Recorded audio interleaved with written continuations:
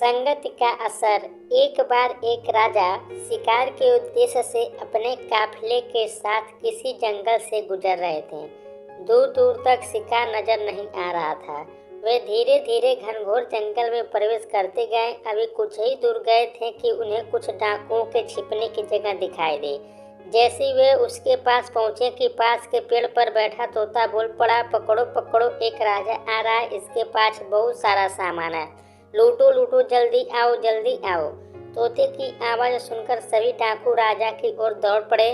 डाकुओं को अपनी ओर आते देख राजा और उनके सैनिक दौड़कर भाग खड़े हुए। भागते भागते कोसों दूर निकल गए। सामने एक बड़ा सा पेड़ दिखाई दिया। कुछ देर सुस्ताने के लिए उस पेड़ के पास चले गए। जैसे ही पेड़ के पास पहुंचे कि उस पेड़ पर बैठा तोता बोल पड़ा, आओ राजन, हमारे साधु महात्मा की कुटी में आपका स्वागत है। अंदर आइए, पानी पीजिए और विश्राम कर लीजिए। तोते की इस बात को सुनकर राजा हैरत में पड़ गया और सोचने लगा कि एक ही जात के दो प्राणियों का व्यवहार इतना अलग अलग कैसे हो सकता है। राजा को कुछ समझ नहीं आ रहा था।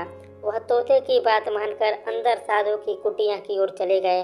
साधु महात्मा को प्रणाम कर उनके समीप बैठ गए और अपनी सारी कहानी सुनाई और फिर धीरे से पूछा, ऋषिवर, इन दोनों तोतों के व्यवहार में आखिर इतना अंतर क्यों है? साधु महात्मा धैर्य से सारी बातें सुनी और बोले, ये कुछ नहीं राजन, बस संगत का असर है। डाकुओं के साथ रहकर तोता भी डाकुओं की तरह व्यवहार करने लगा है और उनकी ही भाषा बोलने लगा है। अर्थात जो जिस वातावरण में रहता है वो वैसा ही बन जाता है। कहने का तात्पर्य है कि मूर्ख भी विद्वानों के साथ रहकर विद्वान बन जाता है और अगर विद्वान भी मूर्खों के संगत में रहता है तो उसके अंदर भी मूर्खता आ जाती है। इसलिए हमें संगत सोच समझ कर करनी चाहिए। वीडियो आपको कैसा लगा कमेंट बॉक्स में बताइएगा और यदि आप हमारे चैनल पर पहली बार आए हैं तो प्लीज़ वीडियो को लाइक कीजिएगा, शेयर कीजिएगा और साथ ही चैनल को भी सब्सक्राइब कर लीजिएगा। वीडियो देखने के लिए आपका बहुत बहुत धन्यवाद।